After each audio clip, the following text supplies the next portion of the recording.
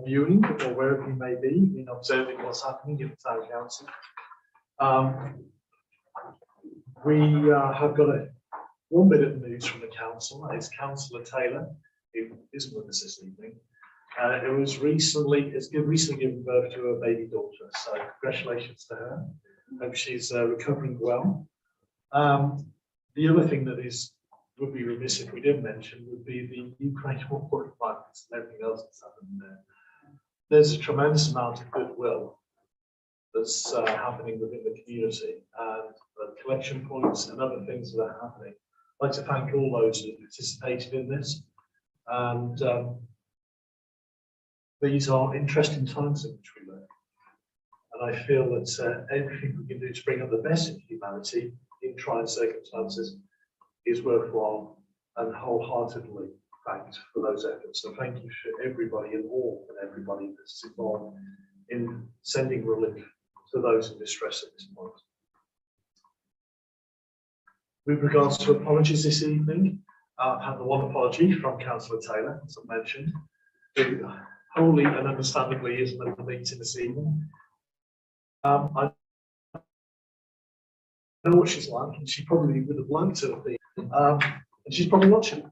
Stay at home. You're mad if you were going to come. All right, okay.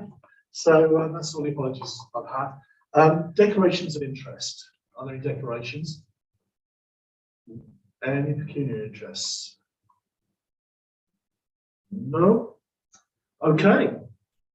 This evening we have on the agenda a council co-option for vacancies. We were expecting 2 candidates to appear this evening. I can only see that one has. So we'll hear from the one who has. Roger, if you want to grab a seat. That's me. Yeah, so Roger. Now, you're no stranger to this chamber. No. If you just come on the chair, that'd be great. A little further forward. As per the co-option procedure that we have with this, we give you a chance to introduce yourself, tell us a little bit about yourself, and then allow councillors to ask any relevant questions. So, over to you, Roger. Okay, thank you very much. I'm Roger Bond. Lived in Attleborough for 20 years now. I was previously on the town council, but work commitments pressured me into resigning. I'm now retired, so I have a little bit more time, although the time is slowly being eaten up. I was particularly keen on developing the neighbourhood plan. I was party to that. And I'd like to think that we can keep that moving and get some impetus behind that. But also, I think it's important that the local community realise that work is being done in the interim. So projects that are being taken forward now need to be progressed to show the town that we're getting some benefit. And also, the community needs to understand what is going on. I think there's a lot of the process of doing all these things, as you all know, sitting around the table, is very slow and a due process. And it's very easy to slip from people's minds as to where we're going and what we're doing. I think that is very important. We need to bring that to the fore to the town.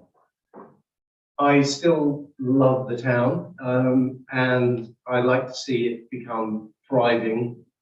And I think there are lots of things we can do to get enthusiasm back to the town.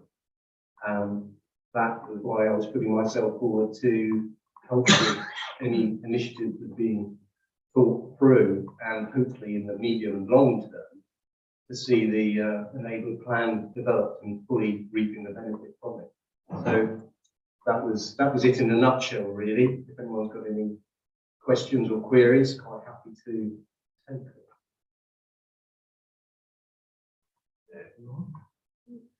Councillor Dale. A question or query. I worked with Roger on the town. In fact, he was my deputy mayor, and I was really disappointed when he couldn't take on the mayorship because of work commitments. And if you've still got the same enthusiasm, Roger, I'll be glad to see you back. We haven't got quite to the point where we're nominating. That's pretty close. That's an endorsement. Any other questions? You're all quiet this evening. I think it's perhaps that we know you, Roger, and the fact that we know the good you've done. Personally, I know the effort you went into preparing the documents that we went through, hours of laborious work that went into that. So thank you for that. I personally feel you'd be a tremendous asset to our team. And you bring to us some skill sets that we are desperately in need of, especially to do with the environmental side. Your knowledge on that is Yeah, I was previously, when I did work, I was director of estate and facilities at UEA, so I got into a lot of family side as well. So it's relevant knowledge because I haven't left long. I've only been 3 months, so it's still relevant. okay. Well, as we only have one candidate this evening, there were 2 vacancies. There still are 2 vacancies, but we can only nominate on those that appear before the council. Is there anyone who would like to nominate?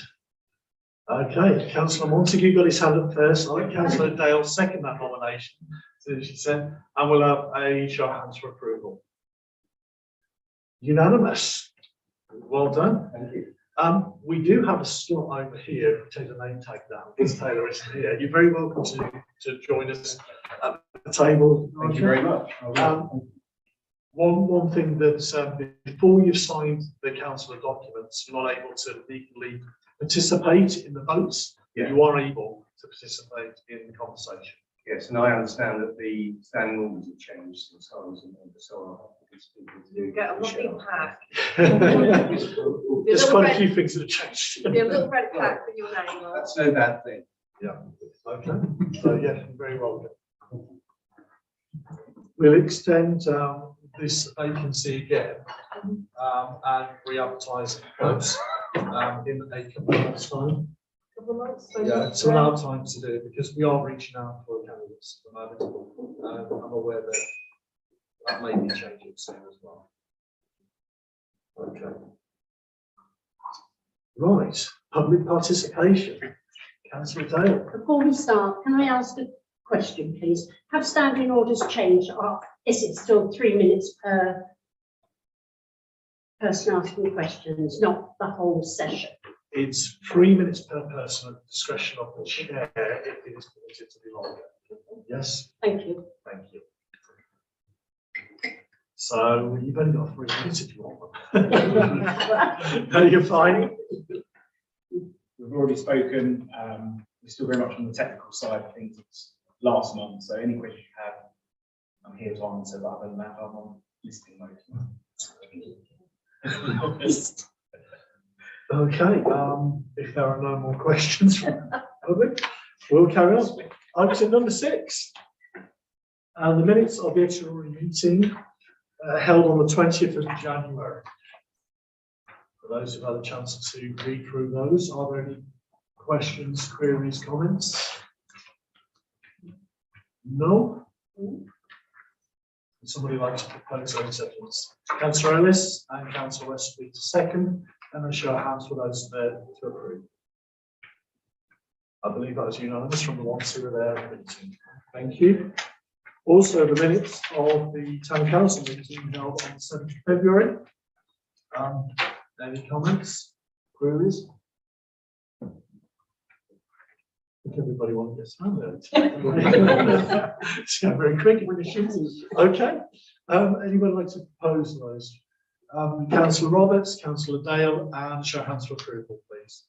Unanimous again. Thank you. Okay.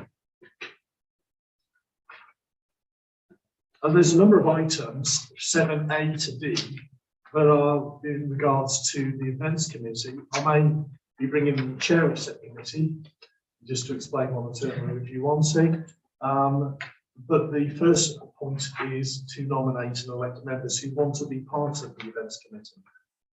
We were expecting a couple of councillors of addition tonight. They're given the option of being part of that committee. And I will say that if councillors do want to be part of these more general committees, such as the events or environmental, we are very much open to being participants in that. And in fact, at the next meeting, We perhaps ought to put on there about the environmental. We haven't placed it on this one. The council is in agreement that we'll add nominations for the environmental because it's something I know most of us want to be part of. But Sue, I understand your interest. You want.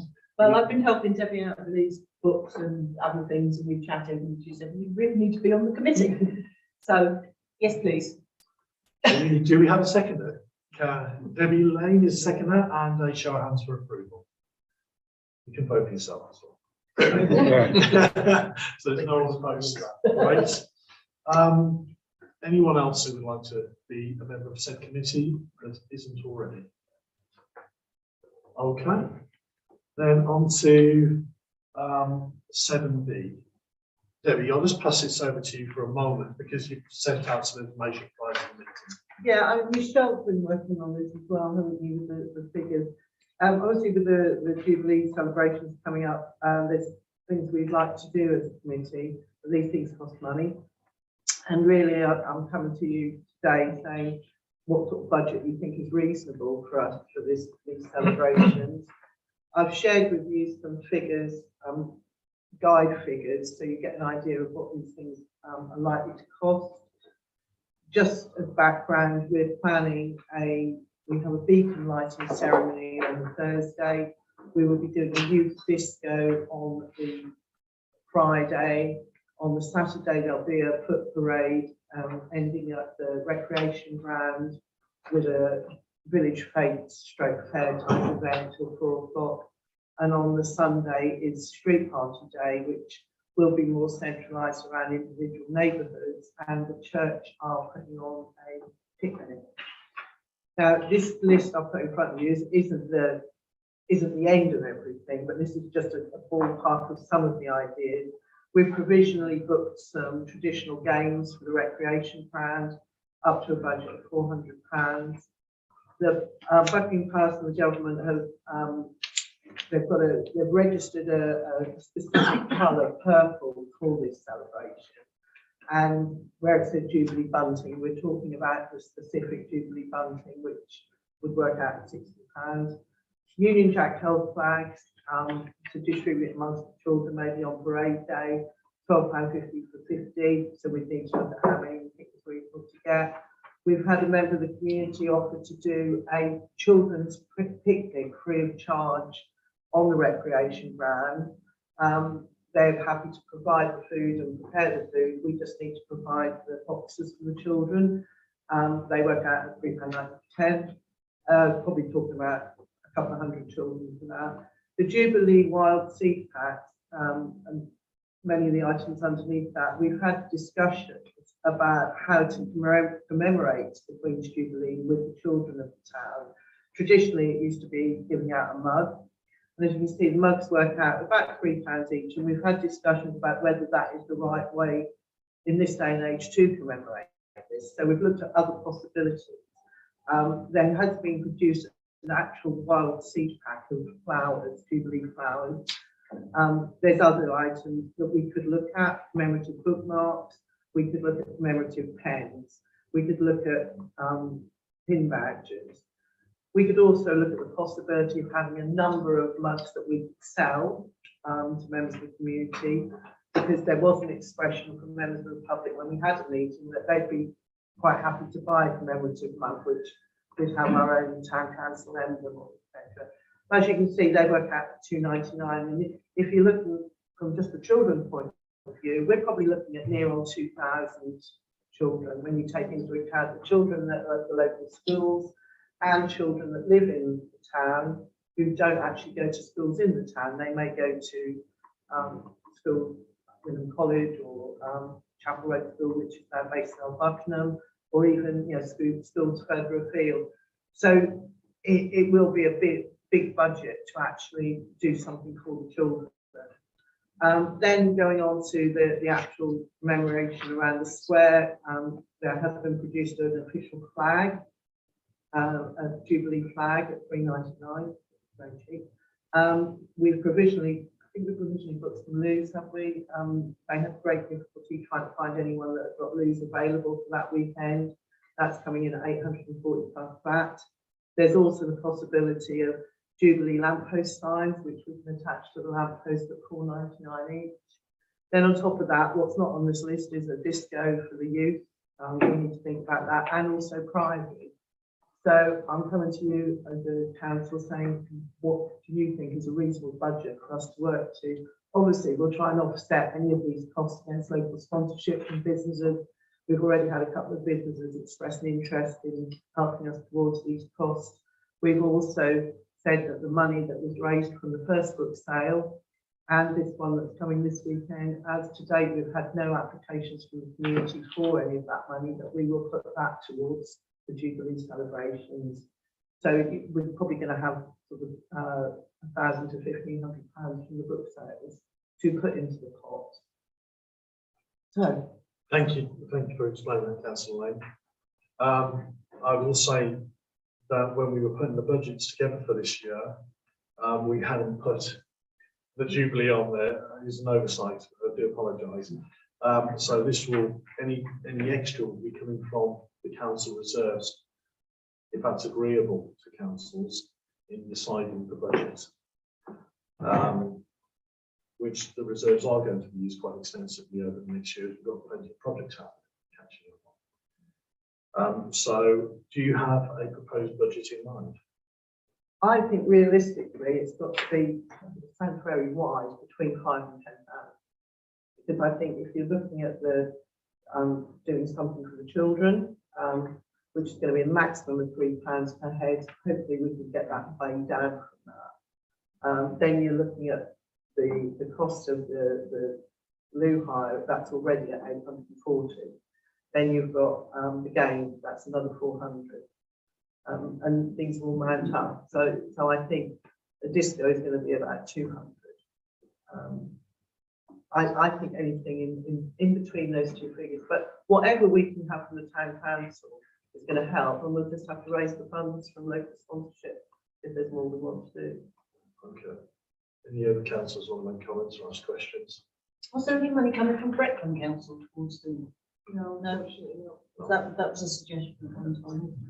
No, we thought that might happen, but that's not happening. As you say.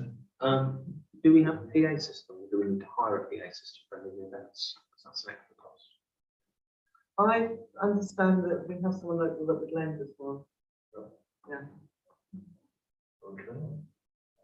I mean, we might get the disco free of charge. We don't know, but we have to factor in that. People's goodwill.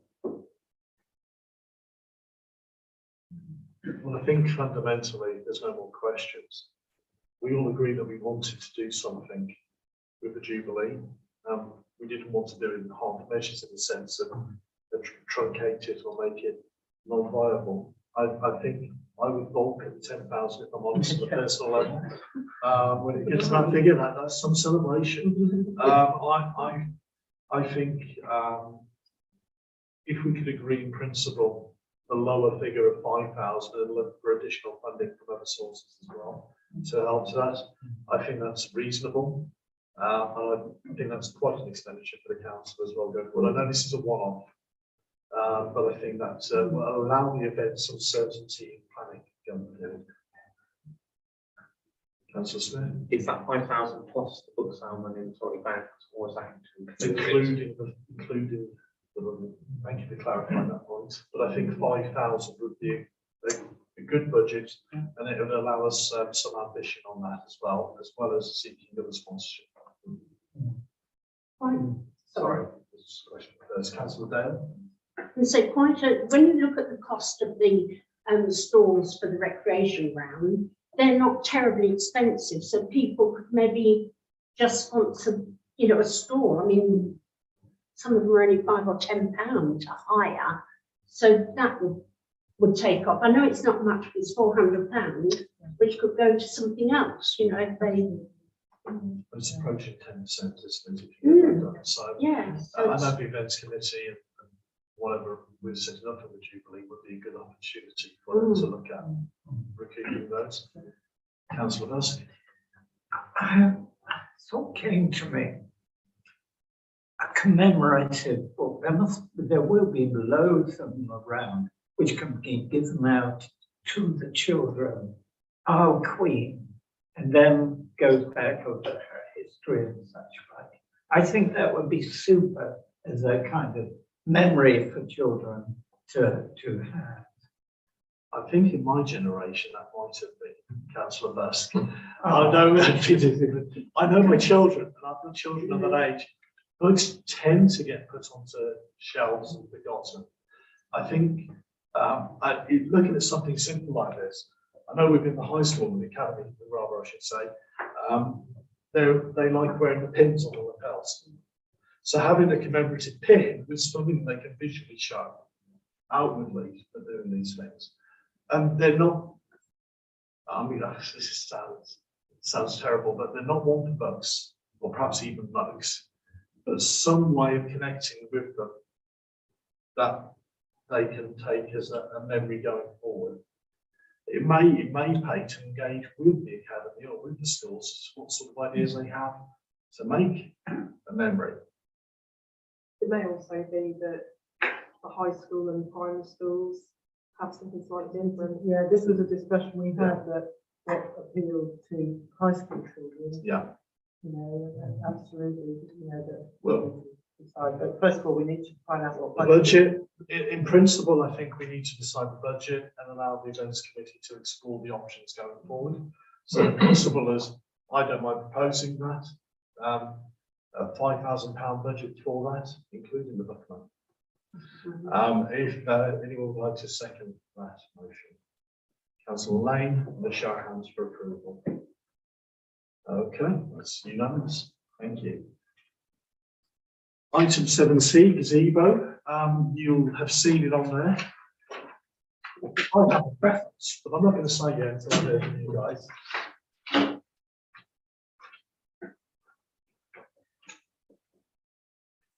There's 3 suppliers.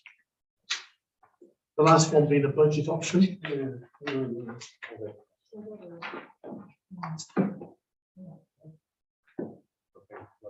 Okay. The most expensive being just over 200, and the sort of intermediary one is about 180. Does any councillor have a preference? Councillor Lane. I'd go for fire one. Okay. I think the green one looks a bit like an army one. I'm sure they do different colours, but I So much comment, you can get, all of these come in a range All right. of colours. yeah. Councillor Smith. I was saying too, reason being is it looks to be pretty much the same, but a wheel carry bag. And it's going to be reasonably heavy, so that could be useful. Okay. Councillor Dale. I don't want the experience of putting these up, which is the easiest to put up and take down. The pop up. They're all Yeah. pop-up. They're all pop-up. They're all pop-ups, well, I hope they're well weighted then, because otherwise I'm taking off. Soon as a few people have made an opinion on this, my preference personally is number 1, because it's an open front. Yes.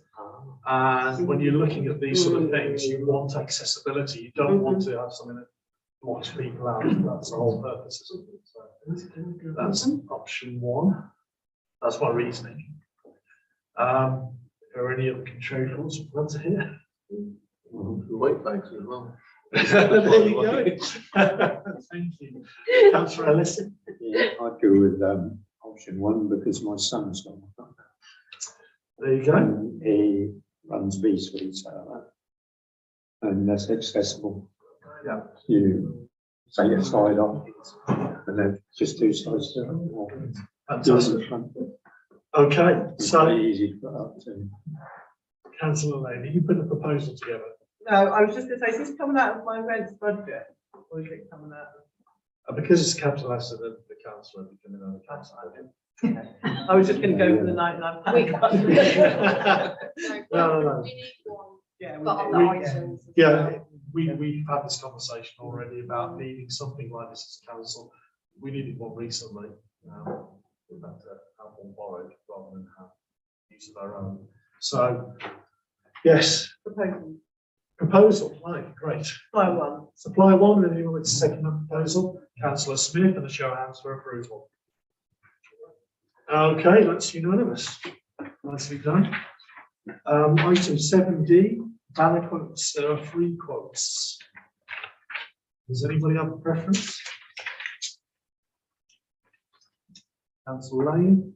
I would just like to say, Michelle's got this again, and I'm just amazed at how cheap that is. Are very cheap. Yeah, I just assumed when we first had a discussion, about this, but I actually thought print today, number 2. I like number 2 also because it has UV resistant inks. And if you'll have seen banners around the town, certain colours fade out very quickly. They're relatively big banners, and within a year or so, they look very old. So that's a good one. Can I just tell everyone in if they're wondering why we want a banner? This is to advertise the book sale and to put 2, one on the railings on the Queen Square and one near, I don't know what that road's called, near the Dogs Trust on the corner there, those railings. Yes, know what you mean. I don't know what's That called. road. Colour plate. Which we could use again and again, so that it would just have on it, Outborough Town had a community book sale this weekend, Friday, Saturday, Sunday, with no time, so we could use it again and again and put it out. So I just make a comment that bearing in mind how cheap these are, Yeah. and understand that councils may have a preference. If you want one for this weekend, it might be a case of what I can get Yeah. shipped quick enough. That's my only thought. If you That one want it does for this say- book sale. Orders received, don't worry if you can't, but this one does say orders received before 1 can be dispatched on the same day, so. So shall we give it a go? Can I just ask, can we check whether you can actually put them on the road? It's highway furniture, and also we did have issues in the past with the roads. And there have been previous resolutions on that. I thought we discussed this, I thought we could have them if we got permission, they're temporary. You can get temporary planning permission, but this is highways. And particularly on the corner you're talking about coming round down there, because any We can look at that. impacts. Yes. I'm not trying to poo-poo it, I'm just saying, No, of course not. we can't be criticizing other people who do it ourselves. That's a good point, Councillor. Sorry, thank you for that. In principle, so if permitted, we will do it that way. Sorry, Councillor Roberts. No, just checking. It is 2 banners we're going for. Yes. Right, okay. Yes, please. So permission provided, and we are able to do so. We'll check with that first. If that's permissible, then we will procure those. Option 2, I believe, is someone to make a proposal for that. Councillor Lane, Councillor Rose to second that, and a show of hands for approval. Thank you, it's approved. Okay.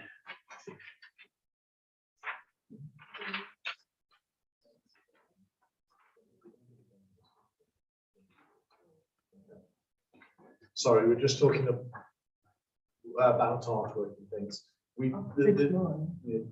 Possibly, if not, it may be the next one, but it will be an ongoing thing.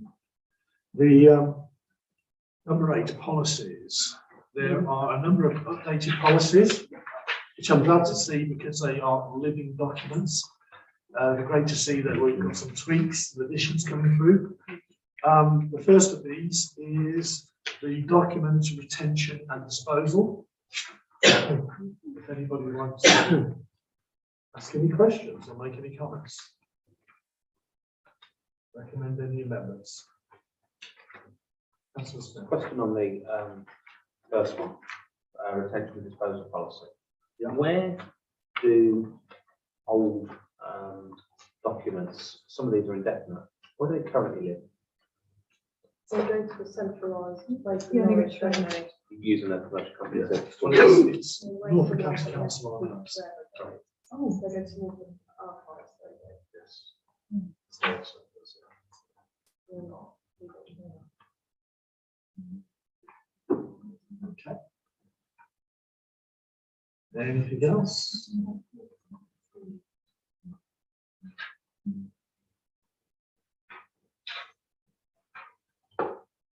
Would anybody like to propose acceptance of the first document?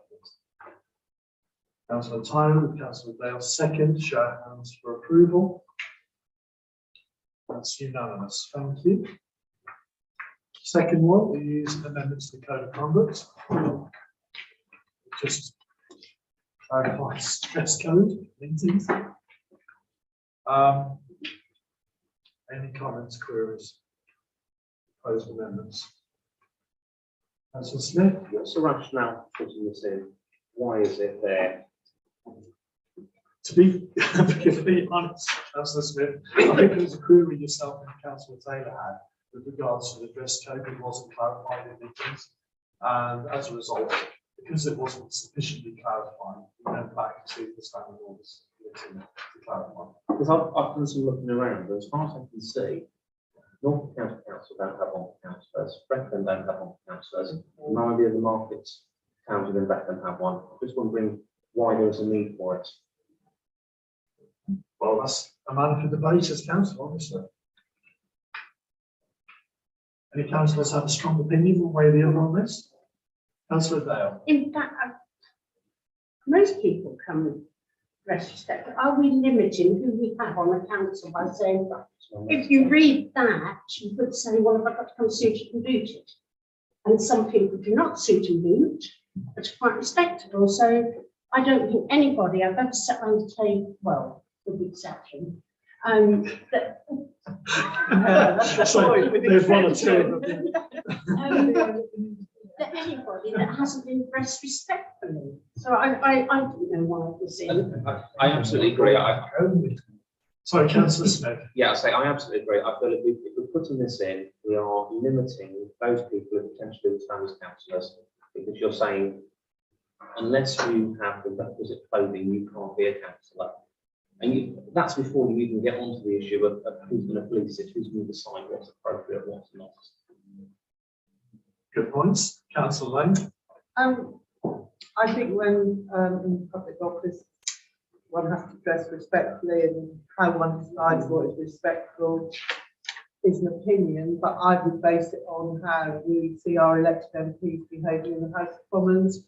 And if somebody walked into the House of Commons in active wear and trainers, I'm sure the Speaker would ask them to leave and return more appropriately dressed.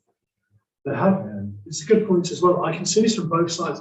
We've had, as you are aware, a number of negative social media comments on the dress behaviour of certain councillors. And that's an opinion. And we know that the social media sites aren't always the best forum to gauge proper opinion. I'm not going to give my personal opinion on the way out, I'm so quiet. But if there's comments to support this and also against this, that are both valid. Would anybody else want to answer the conversation? Councillor Tyler. It is a difficult one because one, you can't be seen to be discriminatory across the board, and quite right as well.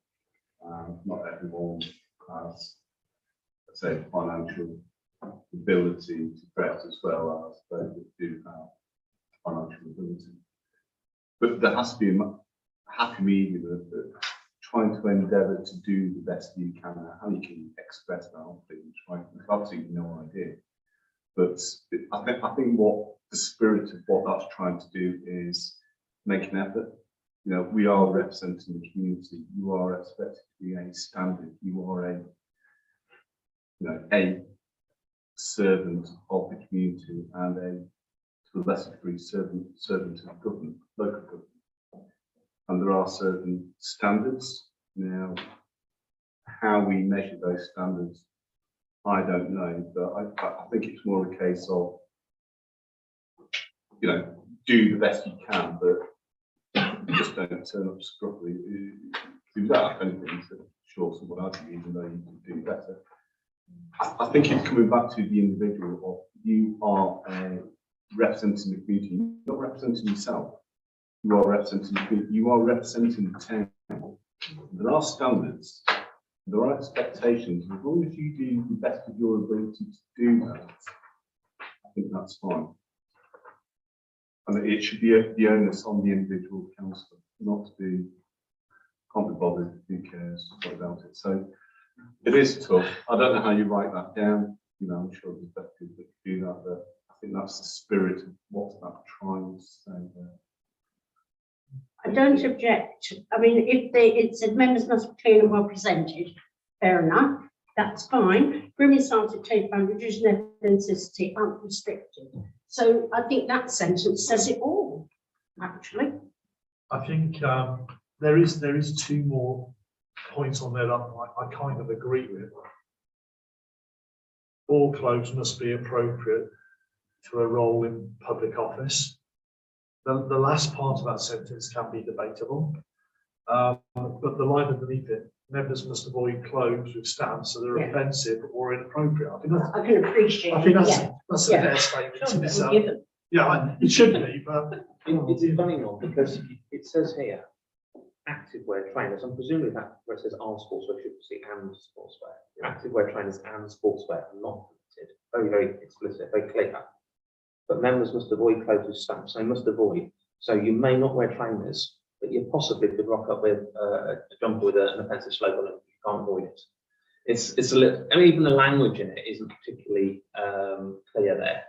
It's very fixated against. I think if you wanted trainers. to, yeah, well, if you wanted to avoid the distinction between that, everything in there makes sense to me. But that line at the end of that middle comment could be stricken from it. You could amend it to remove that line after public office. And retain the rest, because I think it's perfectly reasonable the rest left in there. That's an option. Councillor Lane. I disagree. I think that it is personally, I think it's inappropriate to come to council meetings dressed in sportswear. That's my opinion. Okay. Councillor Westby. I think you should dress as if you go to a business meeting. Which we are. Yeah. Yeah. Sorry, Councillor, did you have your hand up? No, but I would say smart casual, Yeah. not sportswear. Smart casual. That's something that Okay. All right. Can I just, sorry, Councillor. I was just going to say, somebody threw out the phrase booted and suited. Nowhere in here does it say booted and suited. It's not that formal unless it's your choice. Yeah. But it does say clean and well presented. And that's the very least you would expect from the councillor. Councillor Busk. Sorry, you had your hand up. Sorry, not Busk. Councillor Montague. Sorry. Well, personally, sportswear is rather a wide thing to say. And quite honestly, if someone turns up in smart sportswear, are you as chairman going to penalise them and say leave the chamber? Because that's what it could come down to. And I think everyone here is reasonably respectful and they don't come in shorts or, totally unreasonable dress. So I personally don't think that we need a code of conduct. Thank you. Any other councillors? Again, it's getting back to this point of who's going to police this? Who's going to make this decision on, yes, you are dressed correctly to come in, but no, you are not, you must leave. It's down to you. It would be the chair of the meetings, yes, because the code of conduct is enforced by the chairs of the meetings. I would, as a course, anyway, if someone came with a top that was offensive, it could be publicly seen on what we're having here, I would ask them to change it naturally. So formalises that ability to do that in that regard. I think the question is over defining sportswear. I think if that line, that second line was taken out, because you are saying clean, presentable, appropriate, that would probably suffice without getting into the minutiae of every detail. So you're removing active wear trainers, sportswear are not permitted. Yes, I think that would be the compromise position to keep councillors on board, because you're saying it without being exclusive and getting into the detail. That might be a compromise position I could suggest. I think that might also then give the flexibility that you're not discriminating and restricting about who could be a councillor based on their income or ability to buy particular sets of clothing. I think that would work. It'd get the point across that we do need in there, but without being overly prescriptive. Councillor Lane. We have had a history of people appearing at these meetings, in my opinion, inappropriately dressed, and on Zoom meetings inappropriately dressed that were broadcast to the public. I'm uncomfortable with you removing that line because I have a fear that people will still turn up wearing hoodies, trainers, tracksuits, which personally I don't think is business wear. I personally don't think it's appropriate for a role in public office. Okay. Councillor Busk. I would disagree. I believe that it would be for the chair to make any decision if someone comes in dressed in a very inappropriate manner. I suggest that we take that out, because if you leave it in, then we're going to get down to the place of dissecting everybody as they come in. Oh, I don't like that. Oh, I like that person. And it would become quite silly. I just believe we've got to use our common sense, and I believe we're getting into particulars with that particular sentence, and I propose we remove it. Okay, well, that is a proposal as an amendment, Councillor Busk, which you're entitled to do so. That would need a seconder for that motion to be moved forward.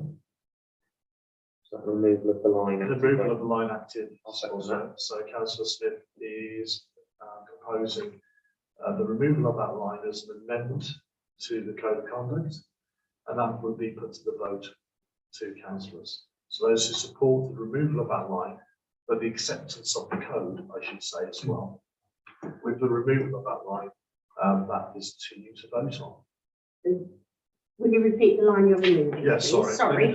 Let me get this. So that it's to accept the change of code with the removal of the line, active wear trainers, and we should say sportswear are not permitted, but the rest remain.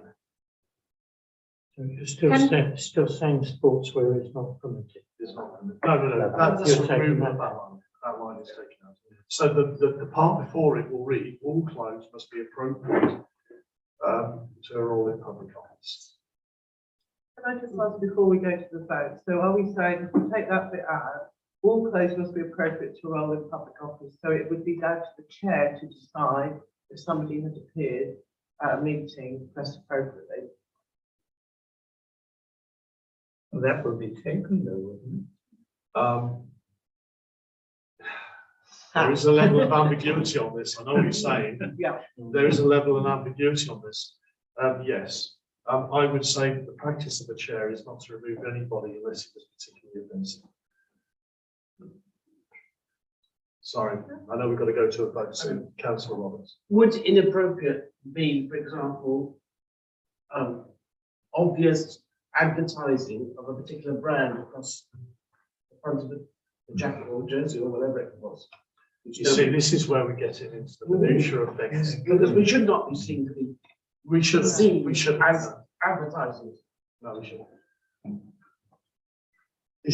You know what? Only my comment is, can we just adopt some common sense? What we're trying to do is say, dress appropriately for the role of your position within this community. It's not dependent upon income or ability or what have you. It's make your best efforts. If there is something I would suggest that is offensive or really not appropriate, and that's probably extreme, it'll probably never happen. I think we need some measure in place. So all it is adopting common sense. Now we can go through every brand, go through every jumper and everything else and tick what's on, what's not, and we'll be here for 6 months. Yeah. So I think it's more the spirit of it, and I'm sure people are intelligent enough to adopt that spirit. If they're not, we've got to question whether it should be cancelled anyway. So can we please move on? Councillor Smith, very briefly, because we do need to, the motion has been called. It was just to say, presumably the fact this is so complicated is why it's not in it. And why it's not in the local government association model policy, code of conduct.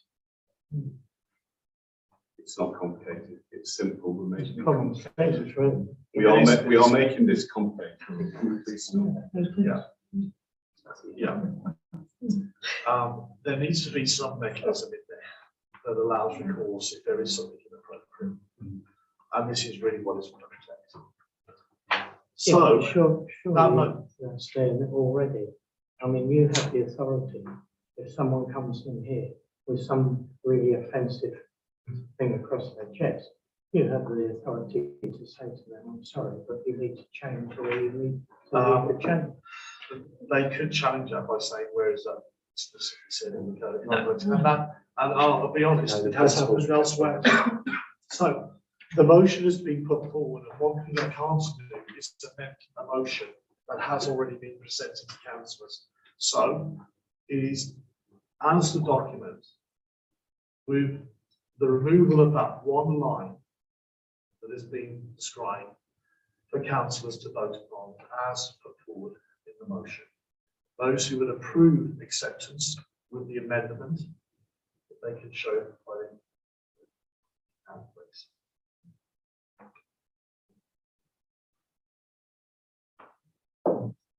Okay, so I'm just making sure that's on. Any opposed? So we've got. Okay, so abstentions, one abstention. The motion is carried. Thank you. Hopefully we don't get into that on the next one.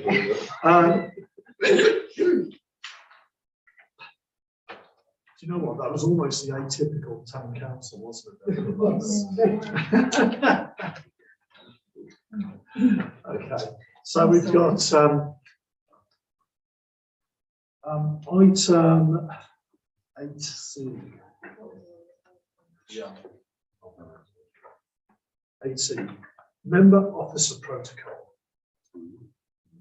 Okay, there's some amendments in light of some recent things that have happened. So we've gone back to the member officer protocol, put some extra safeguards in place for staff.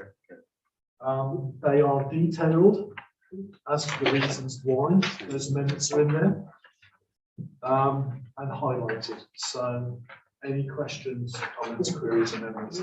Councillor Lane. Yeah, I'm fine with it. I just wondered why it didn't go before the standing orders committee. Because this is to do with the personnel committee. The personnel committee are responsible for all of the documents in relation What to they own, officers. so they did, no personnel things go before the standing orders committee. The personnel committee documents, unless it's in terms of reference, which I can go through that, All right. can come directly to council.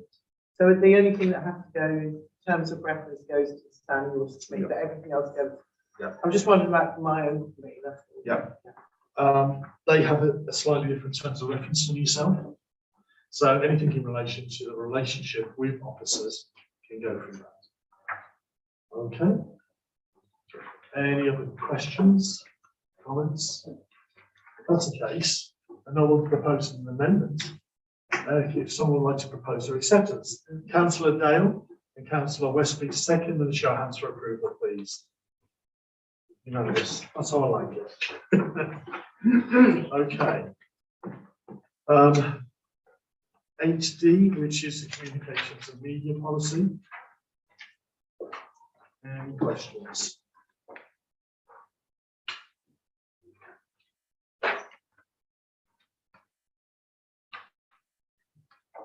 Questions?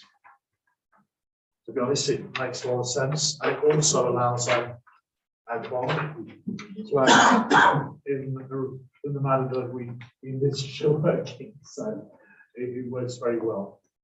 Protects all the members involved as well. So, anyone want to propose acceptance of said policy? Councillor Tyler, and your second. Councillor Lincoln, and a show of hands for approval. Thank you. Okay, item 9, which is the wheel park quotations. Now, I recognise councillors may not have got through the dozens of documents and pages. They're lengthy documents because these are tender processes. Before I make comment on this, does anyone have any questions? Yes, Councillor Smith. I've read them. Either I'm missing something, but this police car collected, do they actually give a price? No. Right, because I've hunted and hunted to try and find one. So did Anne and I, and yeah, and Andy, you queried it as well, didn't you? Sorry, Councillor Westley. We did go back and clarify this, and it was interpreted by them, the wording of the tender gave a budget, but didn't specifically request a breakdown of figures. So although we could request one, their answer is it's within the budget you gave us. So would that mean that the 4 different designs that they've given are within that budget? I believe so. Right.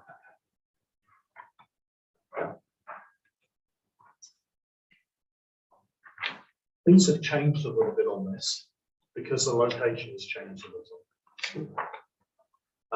Whilst there are some indicative designs given within the tenders or the quotations received, there's only really one that's given dimensions of said parks, and that's the gravity one that came from us. It gives you an idea of the space we're working with and what sort of space you're going to get from this process.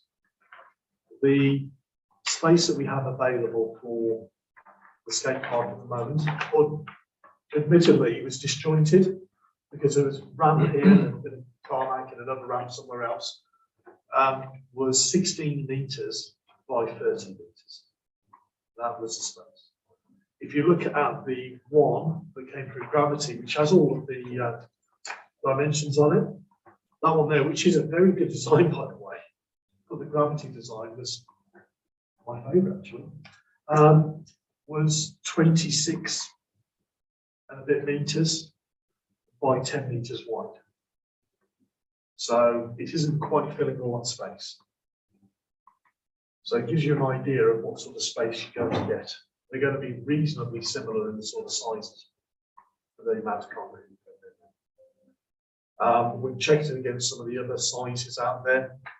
It's about the same sort of size as others. It's not quite as big as the cardboard one, to be honest. It's not as wide. If you were to add a little bit of width to make up more of that space, 16 metres wide, you would be adding probably another £30,000 on that, making it in the region of about £150,000. So there's a choice between something a bit bigger or slightly different. Okay.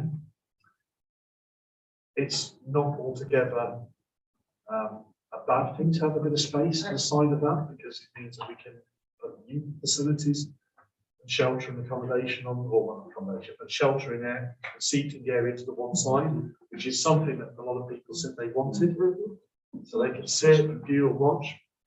The reason I like the gravity design, if you have a look at it, it's got the raised up railing areas with those kind of seating areas at the top of the ramps where they all like to congregate, which the others don't really show, and sit very nicely within that area.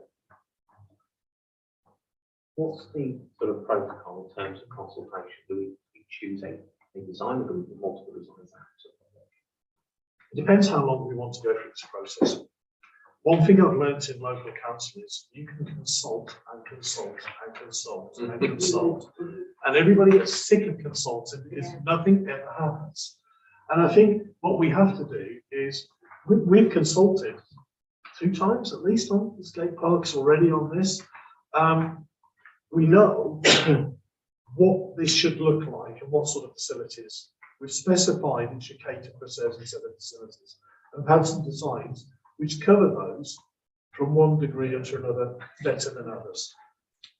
The one that I feel hits the mark best in the designs is actually the one from Gravity. Going through the checklist on that, it does seem to have those key things in there that allow the multidisciplined approach that we want to this. So, Councillor Westbrook. Yeah, I've had a look at this.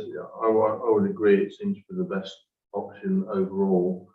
It's got a wide spectrum of different facilities. I checked out with one of my colleagues today who's into BMX biking, and he said, wow. But my only slight concern or reservation is in facilities for the youngest of children. There is to apply for that.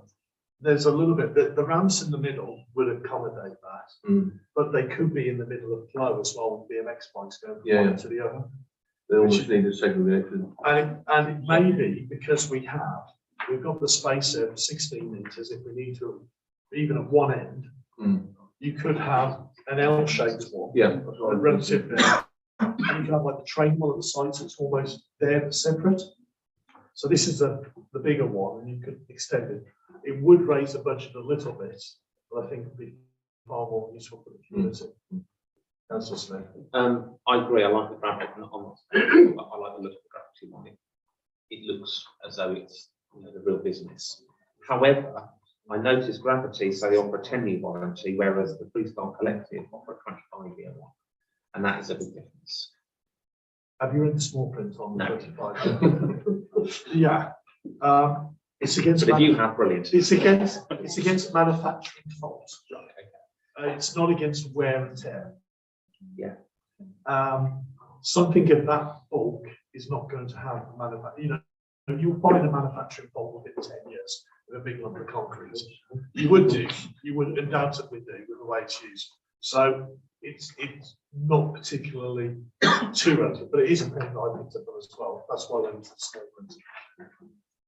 Okay. Any comments after Sorry. But yeah. But I think for the look of it, and the design brief best matched is this one with perhaps an extension to allow for some more training ramps for safe people.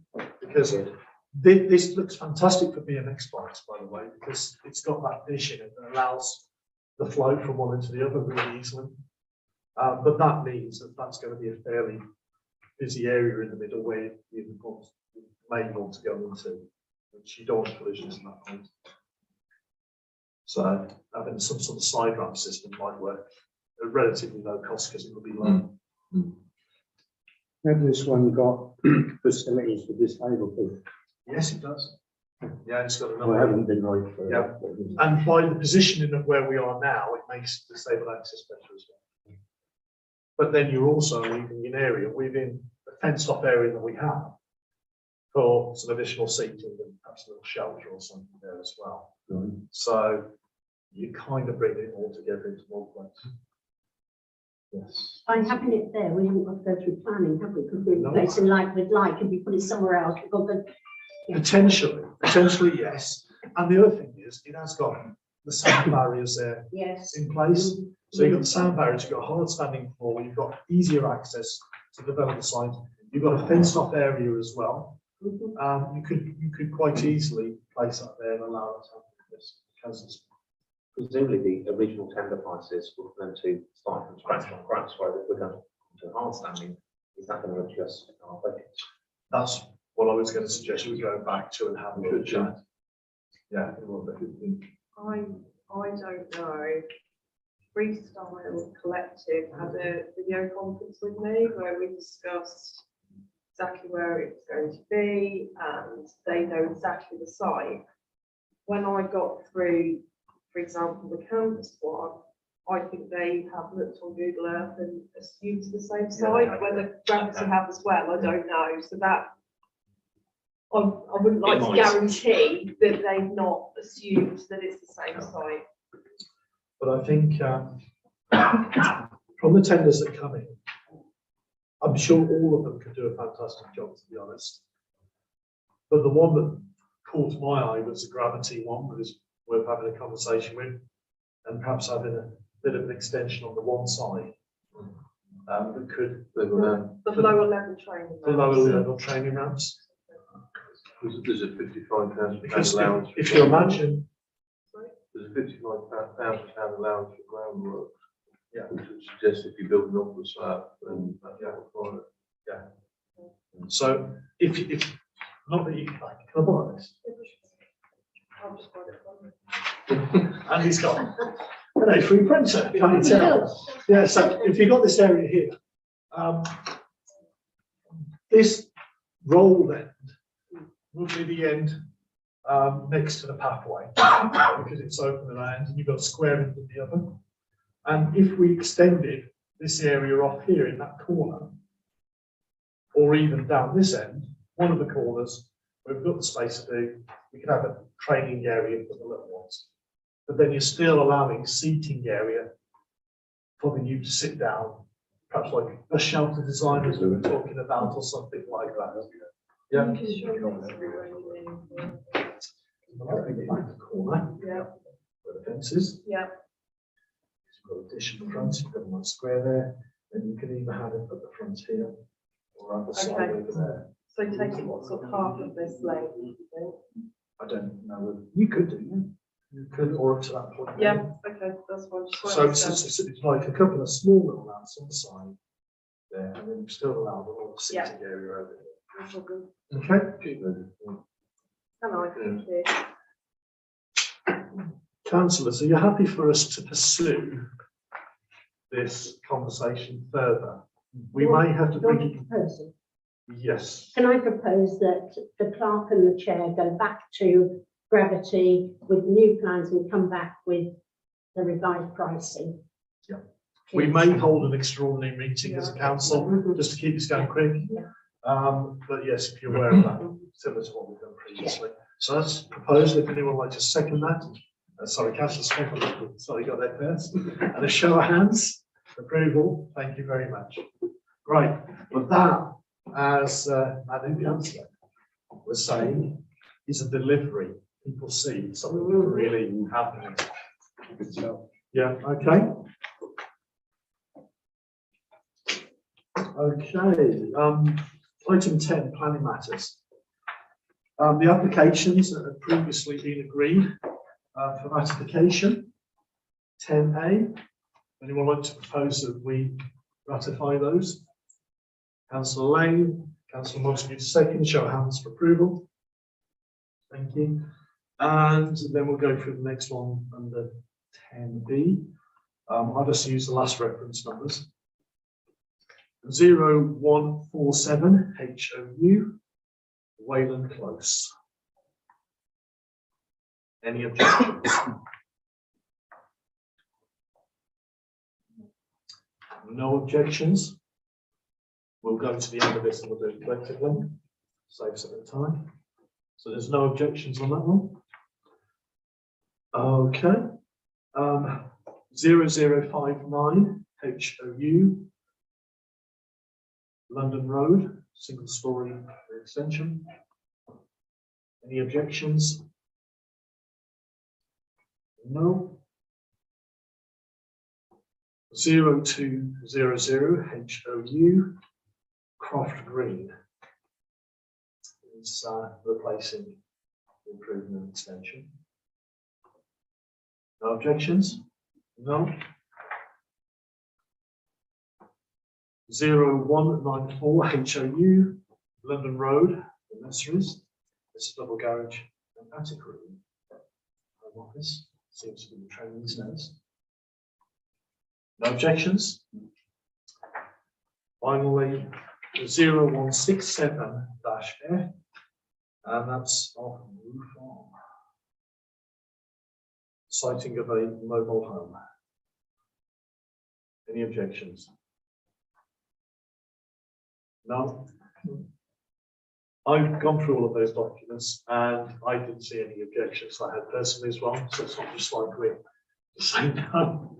So if I could propose that we have no objections to those applicants, or applications, anyone like to second that? Councillor Pete, yes, if you can have that, and when, sorry, and a show of hands for approval. and 1 abstention. We know the routine now. Yeah. For the same reasons. Okay. Item number 11, council reports. Councillor Lane. I just wanted to report back that myself and Councillor Taylor attended the contextual safeguarding meeting on the 23rd of September, which was once again there were people from different agencies there looking at how we can help with the youth of the town. One thing which I'm sure will come up before environment, but to share with you is that Taylor told them that we were looking at developing Dead Man's Hut, and they said that there may be funding available through them to help with the refurbishment of that. So please get in touch with them about that. But there may be pots of money that we can use towards that. The other thing was there was a representative there from the Mapping Project who again was keen to get involved with the town on helpful families, parental support, family support for people with addictions. So that's another area that we said we would discuss next month to move forward, perhaps in something with the town council support there and other agencies who are supporting the youth in the town with addiction. Thank you.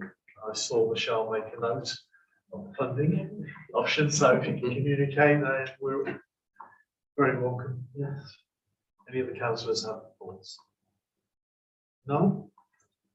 Okay, financial matters. 12A to authorise payments. Any questions?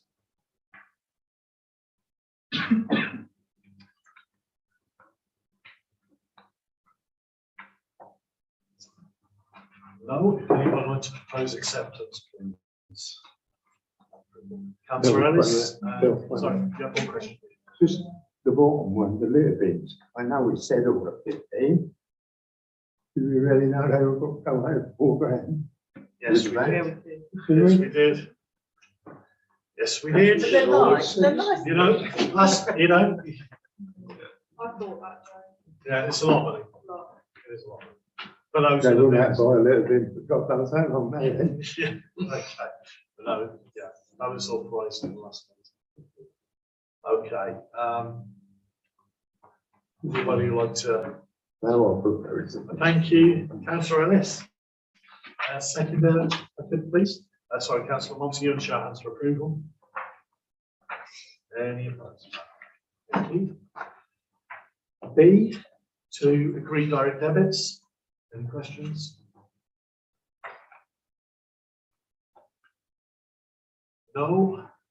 Well, I'll propose acceptance of direct debits to keep moving on. Councillor McKinney, and show hands for approval. Thank you. To receive income. See. Any questions? Anyone like to propose acceptance? Councillor Tyra, Councillor Montague, second, and show hands for approval. Thank you. And for information, the petty cash payments. Are there any questions?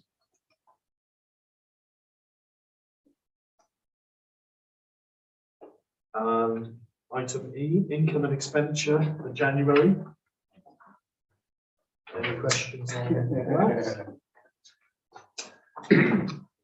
No. Item 12F, there's a quotation for the tree surveys.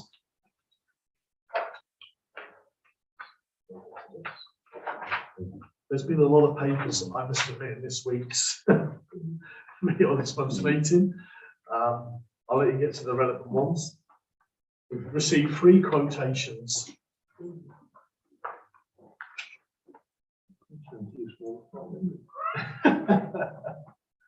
Trying to save paper, you can't read them. Yeah. Okay. Any questions or proposal? From what I can see on this, and it's always down to value as well, but the best value seems to be the second one. Is that 80K?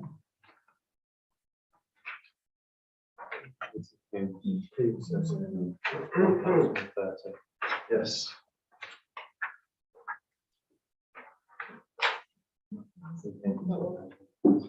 Yes, exactly. One in the middle. Yeah. Councillor Ellis. The AGK one. Can I just come up with the health, like church or something? Remember? All right, yes. Sorry, we haven't got onto that one yet. Yeah, though. right, sorry. No, sorry, we're talking about the tree survey. Ah. Yeah. Come on to that in a moment.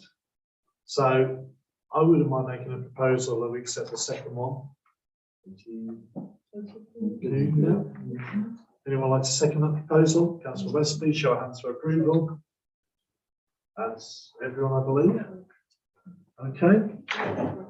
And 12G.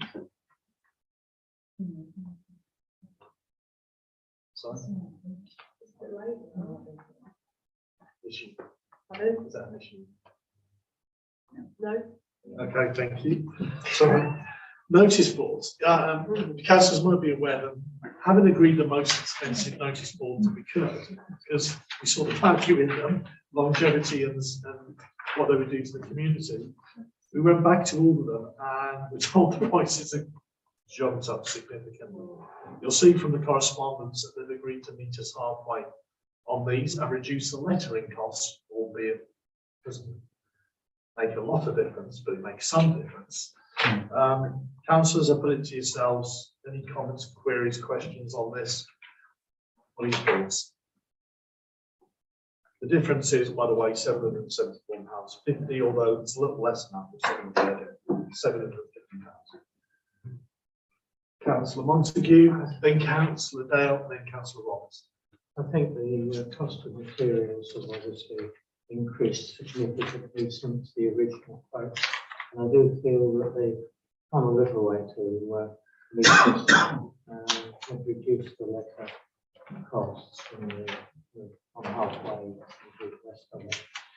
So I would still go for it. Okay, before we turn to a formal proposal, Councillor Dale had her hand up and then Councillor Roberts. I was just going to say everything's gone up, and they have actually listened to what you've said and tried to meet you. Right, so well done, Michelle.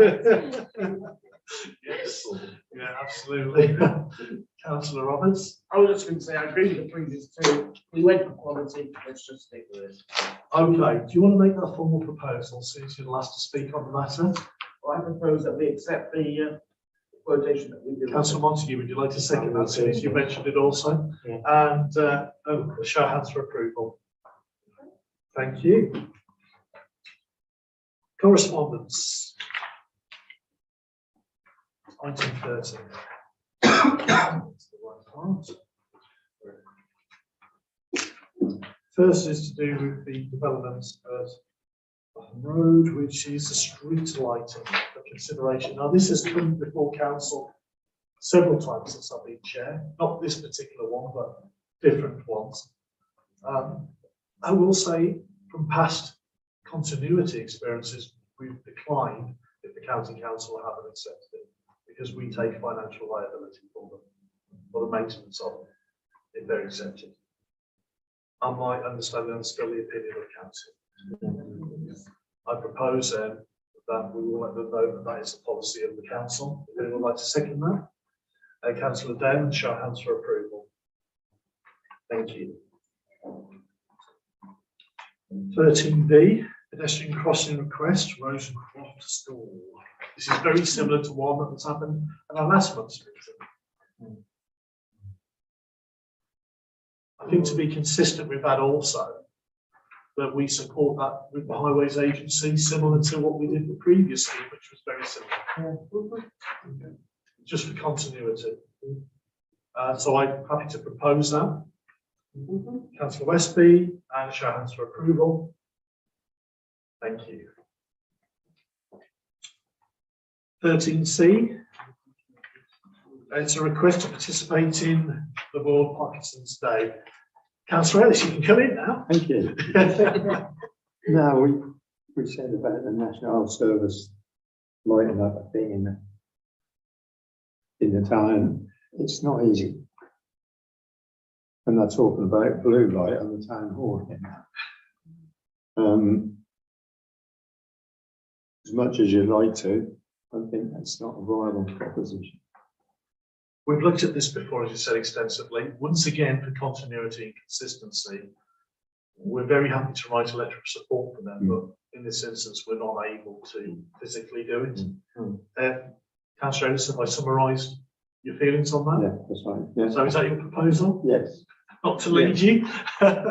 It's not easy to do. I mean, it's a listed building. Where are you going to put them? No, we've looked at this at length last time. So would anyone like to second that proposal? Councillor Lane, a show of hands for approval. Thank you. Finally, 13D, request for a sign to stop parking outside and blocking exit to their property in Mr. Lane. I presume it's ground that we own or are able to put a sign up. Oh, thank you. Yeah, I presumed it was, but I didn't want to make that public. Okay. So if we're in a position where we can offer help for the sake of the sign, I think that I would be open for us to put a sign up. If it's in keeping with the area, the councillors are in agreement. I'll propose that we put a sign up. At the discretion of our clerk and staff. Sorry, I should have declared an interest, but as it's all blocked out, I didn't know whereabouts the blocking things lay. So would you like me to remove myself or? It's not a peculiar interest in the instance of this parking. Yes, it's just parking. Yeah. I think the principle is great. I think we just need to check with highways and can't start. No signs up. Okay. And this yellow hatching. Okay. Okay, so when would we do any additional signing? We couldn't really. You can't do. So this is the car parking recess off Thieves Lane next to the pavilion. Yes, it does have no parking on there already. It has a hatch there, doesn't it? Sure, it's got no park actually on the fence. And on the wall. And hatching. Councillor Lane. whilst we're looking at this. Just to throw this in as well, I've had a couple of discussions with some residents in Edenside who are in the cul-de-sac down Edenside who are having major problems with people blocking their driveway. To the point where some of them are having to put cones out so that they can get into their driveway. So to park, this is before we start discussing the car park. Yeah. So, yeah, if we're saying you're potentially going to provide this person in Thieves Lane with signage, saying please don't park, block my driveway, there's other people who would welcome that as well, I think, in the town at the moment, because it's causing problems. I think the difference is when you're talking Edenside is it's not our land. Oh, right. This parcel of land parking is property of the council, I believe. So there is a certain amount of responsibility on this. What I propose is we allow the clerk to explore what is already happening there, and at our discretion, if there is an additional requirement that is permissible, that she's allowed to do so. Yes. Yeah. If anyone wants to second it, Councillor Lane and show hands for approval. Trying to tie all the elements together. Okay. And very, very well linked. That's almost put together, isn't it? The item number 14, Queen Square car parking, and Councillor Lane has sent out a bit of information on comparing us to Swaffham. So if you have a chance to have a look at that. I think it's information, to be fair, that we're fully aware of, but yes, it's useful nonetheless to do with the Queen Square car parking. I don't want this to become a overly lengthy discussion, councillors, and I recognise the constraints in which we operate as a town council. However, if there is anything worthwhile we can bring to the discussion, I'm very happy to hear it in this forum. Who would like to go first? Councillor Westby. I stand by my previous comments that we split the car park in half, now 50% on restricted as per Brackton's ideas and 50% left as it is. That will deal with both options then. It's a pragmatic solution. Pragmatic. I like that, yeah. Okay. And it's, I think, to be fair in disclosing on this, we've had lengthy conversations with Brecon Council on this matter without changing the plan that is going forward. Having presented the feelings of the council that were raised last time and members of the public. This is a trial that is going to happen. I think the very best we can hope to do as a town council, being honest with you and the public, is influence any long-term solution after the 6-month trial. And I'm being frank and honest with you about it.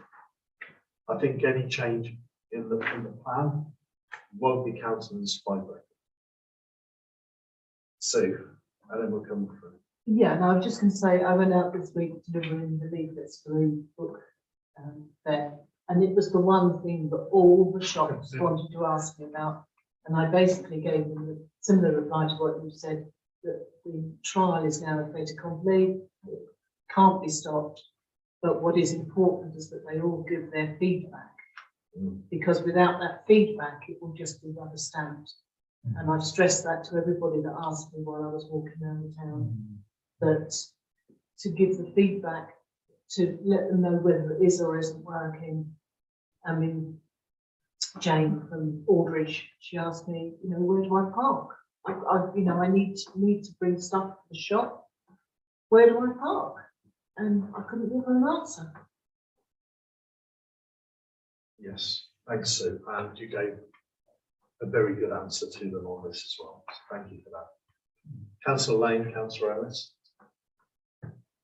I understand how this has come about going back to 2017. I also understand that it was a local business person who happened to be on the town council who proposed this. A lot has changed since 2017. And going back to the fundamental reason for it was to increase footfall in the town to support the local traders. By implementing this for a 6-month trial period, we are in a serious position of actually losing businesses from our town. I've had two businesses contact me who are seriously thinking about closing their business in the high street and moving elsewhere. So we're going to be in a position where we're trying to increase the footfall to businesses that don't exist, because we are not offering them an alternative. Go ahead with the trial, but we have to offer to people an alternative of somewhere to park. And a blind man can see there is nowhere. And for them to go ahead with this is beyond ridiculous. It's have a trial, yes, do it, but you have to offer people an alternative place to park. And there is nowhere else to park. So how they can say we're going to do this as a trial, and at the end of the 6 months we'll feed back. In the meantime, we're going to lose local businesses, and we won't have anything in the high street. The high street's bad enough as it is, and with what's gone on with COVID, they're all trying to rebuild their businesses, and somebody somewhere is sitting there saying, "Well, it's a fait accompli, we're going to go ahead with it." What about these business people? What about the businesses that are just desperately trying to rebuild their business? And they haven't got anywhere to park. Why would they stay in trading in Upperworth? A very good point raised, Debbie, and one that I sympathise with hugely. What I would say is, if we do know business owners that are complaining about this, can we ask 2 things, please? One is, can we have something in writing from them as a town council so we can help evidences? Because we get stuck in a conversation of opinion. And without the evidence of those come back, thank you, we've got some, I know we've got some, but if you could encourage it, please, that we can evidence that this is a real impact and this business is really considering doing this. It gives more weight to the conversation when we're having these conversations. The second thing is, the Brecon economic team are meant to be in touch with local businesses about this. What I would say is if they haven't been, or if they have been, can they feed that back to the Brecon economic team as well? Because that direct source of pressure will feed back to the people that we're discussing it with as well. Sorry, Councillor Tyra. Steve Jones. Sorry, yeah, yes, sorry. Yes, Joe. It's a 6-month trial, isn't it? 3 hours maximum. Yes. Obviously, there's going to be a traffic warden about, and it's going to happen then after 3 hours, and somebody is parked there that's works for the business. Is he going to get fined? Unfortunately, yes. Well, pretty much on the trial, isn't it? It's not a very valid point. I mean, Councillor Wesley's solution at the beginning was raised. Could have avoided a lot of embarrassment on this, I feel. And it's a very practical solution. The next thing is Mackay's car park. That's no longer being used by Mackay's. The cameras are gone. And I've heard rumour that Mackay's is up for sale. I couldn't possibly comment on that. But what I will say is on the car park, Brecon and Shortness have approached the case but haven't made any progress on that. They're seeking to acquire it. That is an option that we think also be presented. Something that we have also discussed is in parallel to this, and not waiting for this to happen, is to look at Eden site and other places to see what we can do to help resolve some of the issues with long-term stay for shop owners and people who work locally. We're trying to work in parallel. We're trying to work in partnership. But I'm very mindful of the feelings and the consequences that could result from this. Sorry, Councillor Tyre will go around this way because I think there's a few hands. Councillor Smith. We are where we are. We've had this discussion for years, but we are where we are, and it's happening. We have had discussions with Brecon that I must say were very positive, very progressive. Comments you've made around this table were also expressed. I think they understand those as well. The smart thing to do is look at, okay, how do we use this trial? Where do we go from today? And it might be 6 months. If things significant catastrophically go wrong, it can change. Or if things seem to go wrong, they could possibly change. But as Councillor Leslie said, we need that feedback from businesses. We also, it does create a catalyst of, yes, this causes a problem, that will go somewhere else, or that will go somewhere else in terms of this wider parking strategy. Brecon are open for a discussion with that, looking at the whole town and the Sue as well. How do we deal with strategic parking? Will pricing mechanism part of that strategy, quite possibly, but also fitting into how do we look at an integrated transport strategy, because quite a lot, potentially, I'm guessing, because I haven't had an origin and destination survey done yet, all those people that partner, do they need to use the car? So it's part of the wider, smarter thinking of where the town is going, how's it going to operate, how are businesses going to operate, how are customers going to operate. I know it sounds like utopia, but you start somewhere rather than this is what's always happened and this is how it can continue. Because there isn't enough parking spaces, full stop. We need to address it. But this trial is happening, we've got to accept that. We've got to try and minimise the impacts as best we can, but more importantly, it's the feedback from businesses and customers. And will there be any behavioural change? Who knows? So it's not perfect. I think we all recognise that. But that's it. It's going to happen, and we've got to work with Brecons and business community and the community generally, saying, you know, how do you use parking, how do you use Thank you. Councillor Smith, I'm mindful there's other hands as well. Yes, as well. I appreciate it's not as ideal, but for the 6 month trial, there is still the option, train station car park. People who need long-term parking, it's £3 a day. It's not ideal if they're used to parking in Queen Square, but that option is still there. There is, they have communicated that. I know it's not ideal for location, as you said, or for price, but it is an option. I think it's important that we both represent the community we're in, but also try and work cooperatively with the authority in this instance. And it is a very fine line of where we have to walk between the two. But if we can evidence what's really happening, it gives us more weight in the decisions that we're making in the future. So it's about gaining the evidence rather than just the anecdotal evidence that we have from walking past. Councillor Lane, and then we'll kind of pull this together. I'm uncomfortable hearing a fellow councillor saying this is happening and that's the end of it, despite the fact that there has been numerous concerns raised by the public, both on social media, via email and in the written word. And for councillors to sit here and not support our local businesses and say we need strategies, well, where was the strategy planning back in 2017 when this was agreed? I wasn't on the council then, but my understanding was that the agreement was this would go ahead, but there would be alternative parking put in place before it went ahead. That hasn't happened, and we are sitting here today where you have business owners and business people in 2 weeks' time are going to come to work and be fined after parking their car for 3 hours. And I personally think it's appalling to sit here as a town council and say, well, it's happening, that's the end of it. You know, yes, we've got evidence, we've had evidence for weeks, it's been evidence over social media, we've had emails, I've shared emails with fellow councillors.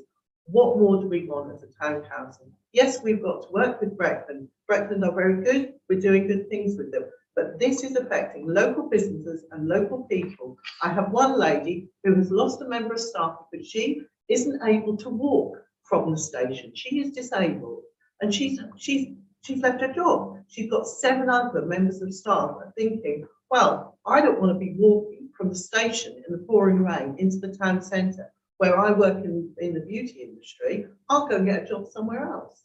And we're just going to sit here and not do anything about it and say, well, let's gather the evidence. And in 6 months' time, we'll see how it went. 6 months' time, we won't have any businesses left. There won't be any need for football because the businesses will be gone. You know, I can't, I'm beside myself. I can't understand the rationale of sitting here and saying, well, it's happening, that's it. Because that's what's just been said. Deal with it, it's happening. Yes. Quite right, Councillor Lane, I did say that, and actually that's correct.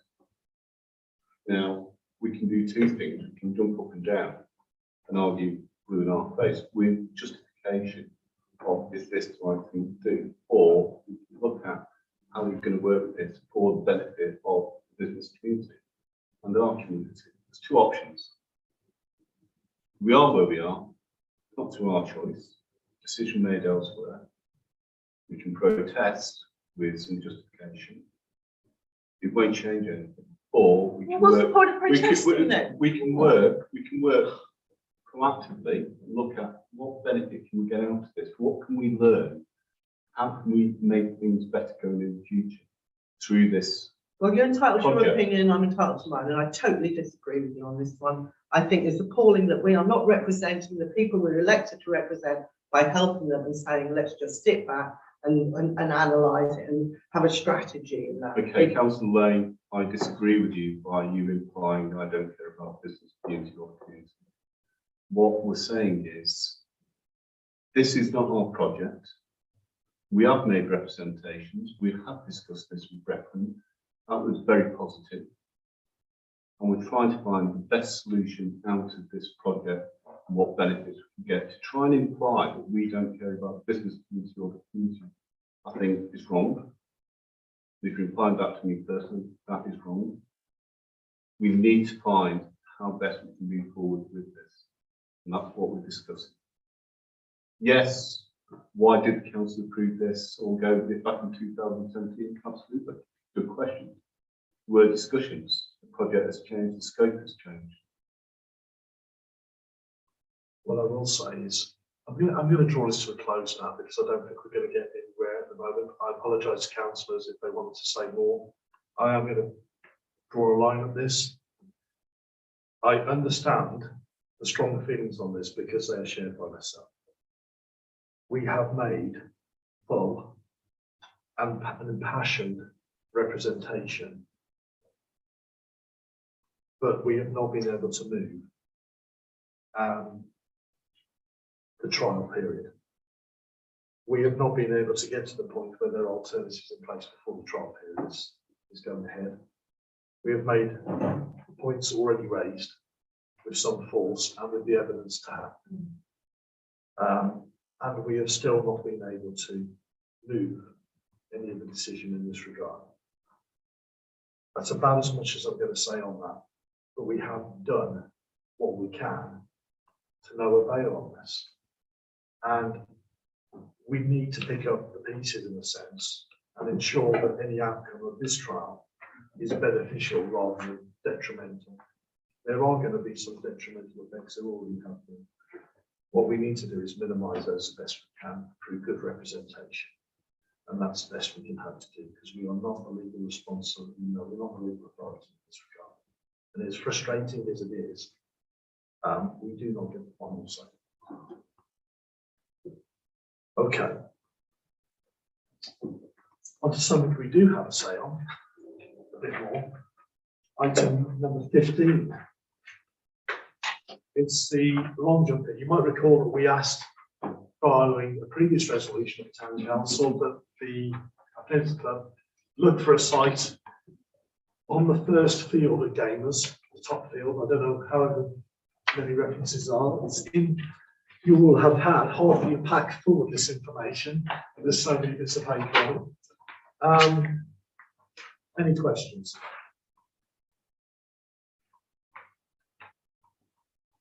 Councillor Dale, go on. You know you want it. I do want to. Exactly when you tell me exactly where it's going. Which side of the play area? Is it on the football field or is it on the other side? There is a highlighted area. Yeah, I've seen a highlighted area, That's but right, that's yeah. up there. But that doesn't mean anything to me. Sorry. Oh, right, so you don't know whether it's in relation. If you see the play area to the side with all of the outdoor exercise equipment. Yeah, yeah, It's at the end there. Where the fence continues on. where the fence continues on. Yes. And it's being fenced in. Yes.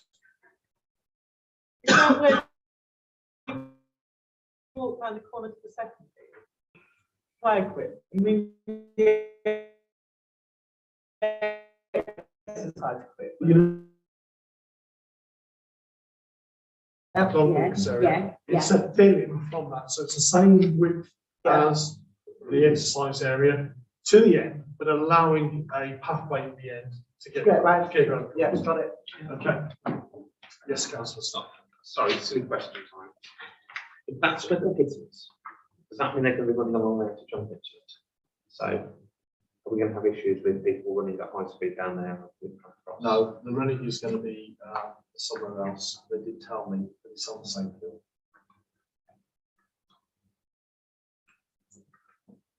It's not quite the full run up they wanted, but it works.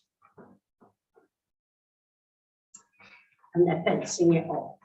That's what the plans say. Yeah. Well, perhaps you weren't, I don't know who else was on the council when we had such a build-up when areas were fenced off before, so were you on the council then? So we need to make sure people know it's going to be fenced off because, oh, you know, don't you, Anne? Yes. Yes. It's for safety reasons. Okay. Any other questions? So the run up is not going to be on that stretch. It's part and parcel of that yellow section.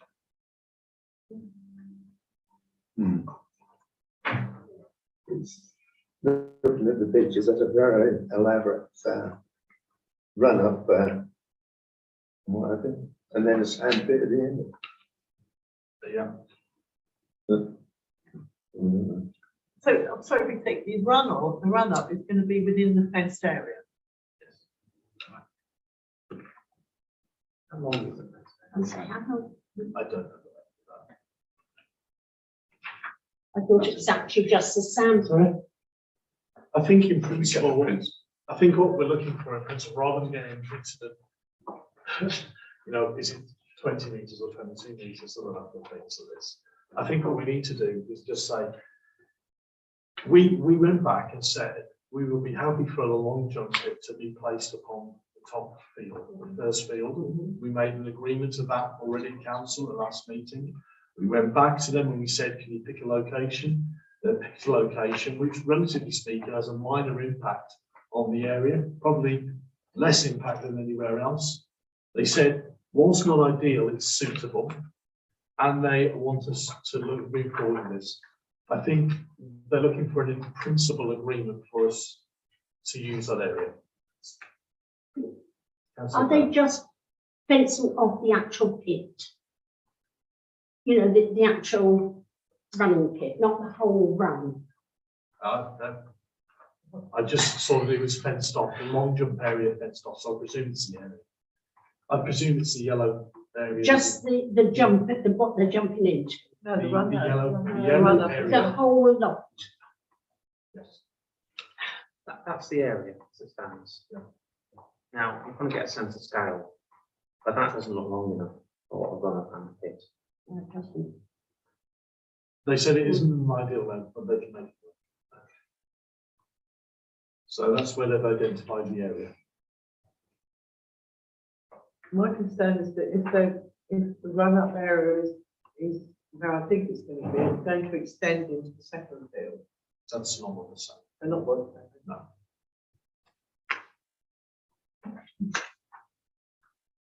Okay. So it's within the yellow area highlighted on the plans. So would councillors be agreeable that that could be used for the long jump pit as identified? I think I'd like to know more details on where the run-up is. Because at the moment, again, we think it's The problem we have is we've deferred this now probably 4 times. And the issue is if we get bogged down in this, they go to the set funding. They have literally a few weeks to get the funding to make this happen. If we go back and back and back into them and keep on asking more questions, they will miss this funding part. Is that a charities funding? Yes, They won't miss it. they won't. No, they won't miss it. That's agreed, provided town council give them permission, they won't miss that funding pot. That's right. If they could tell us which way they're going to run, rather than, oh yeah, there's a square, but are they going to be jumping into that play area or wherever, whatever it is? Or are they going to be jumping into the hedge? Sorry. Can I make a proposal? The fact that they've outlined this area, they've given the information, it's not ideal, but we can make it work within that area. That we approve it subject to that area they've identified, unless they come back and say, well, actually, we need a bit more. It's their responsibility, they're the experts, we're not. We're asking, can you use the plot of land to do something for the athletics club, and all we're trying to do is facilitate that. If they find out they don't, then I'm sure it will come back to council discussion. Otherwise, we'll be doing it. Yeah, go along with that. Is that a proposal? Yeah, it's a bit lengthy. So in principle, we agree, provided they can stay within that area, if there's an issue with the run-up, we need to be aware of it. Yeah. That's the summary. Councillor Montague, second in that, if I could put it to councillors for a vote, approval. Any opposed? Any abstentions? I'd like to know where the fencing is. I'm sorry, I can't vote on something I don't know. Is that an objection or an abstention? I'll abstain because I can't vote on something I don't understand, and I don't understand what's being voted on. Though it's in principle, it's detail, like the details. Well, you didn't say it was in principle. Isn't it? No, you didn't. Okay, fair enough. I'll stick with what's said. Okay, you didn't say it was in principle. Item 16, picnic benches. This is kind of being thrown on from the environmental as well. It's a continuation of that discussion. Because it involves more funding on this. You want to add anything on this? Well, I know that from the minutes from last environment committee that I wasn't at, my understanding was that there was a preference for multicoloured benches, but there was a wish to explore the cost for disabled wheelchair accessible versions and what they would look like. So that is just an option of the preferred choice with also wheelchair accessible versions of comparison.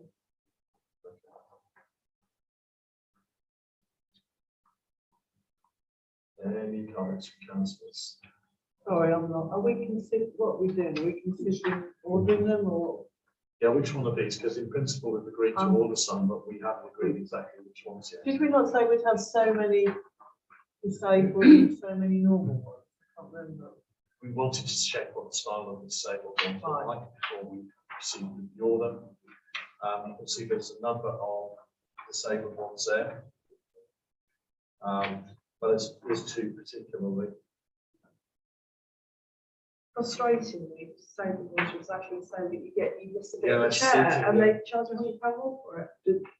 Do they not do the ones where it's effectively flat design with bench on the side, but the end pieces come out first, so you roof is going at the end? That'd be more universal, wouldn't it? Because that's the ones we've got at school, and they're great. No, they don't. We can always go and have a look for alternatives if we don't feel these are suitable. Because I agree with you, you're losing seating space. But the other sort, normally you've got your table bits with benches either side. And all that happens is they extend the table bit further out. If you I don't know. I'll have to look at it. I can have a look. I don't know the thing they use. The next one down shows something with a. It's the octagonal one, yes, Yeah. but that's a different style altogether. Shall we defer this, councillors, until we've got the exact design that we were looking for? Because I think we do need the multi-access, yes, but we also need it to be used without losing bench space. Okay, so is that agreed, councillors? So just a quick question. Is there a budget limit for this? Because with the notice boards, are the prices likely to go up again? Given the material rising. Potentially, there is always that risk. At the moment, in the world markets as they are, we can do this. We can do this as quickly as we can. What we can do, because we have an environmental committee in a couple of weeks, as a town council, we can agree a budget for a certain amount or a maximum budget per bench. And if we can find the appropriate ones within that, it gives license for the environmental committee to get it approved. So you can do it within the next 2 weeks rather than having to wait until next month as an option. Yeah? Yeah. Okay. So I would like to make a proposal that the next environmental committee, they're given a budget of up to £500 a bench. And then this one here is 535. But shall we say or shall we say up to 535? So which one's 535? The disabled one. Yeah. Medium multi DMP 03. Yes. If we make that 600, in case the prices have gone up. At the discretion of the environmental committee, we can amend that to 600. Okay. For the benches, and how many benches did we say we're going for in the end? These picnic style ones were one for each play area. Yes. Okay. So. 4. Okay. So that's a proposal. Second that. Councillor Westby, did you want to make an amendment to the proposal? No? Okay, a show of hands for approval for that. Thank you. So it gives the environmental committee a chance to get a quicker. All right. The new websites. I don't know how many had a chance to have a little look through the links. The images are a bit rudimentary. We need some good images of the town So if you've got any great snaps, or you know people who've got some good high quality images of the town centre and bits and pieces that be willing to allow the town to use, that's one thing. The other thing is you'll notice that you'll need to write a little bio about yourself and have a little picture there of the councillors. So if you can start thinking about those pieces and start to populate that. But any feedback from the website? Yeah, I thought it was nice and bright. You clicked onto it, really sort of. So, yeah. The councillor's okay with the new simplified logo for the town council, albeit it isn't quite finalised yet. But weights of the lines just need to be tweaked a bit. That's the designer in me.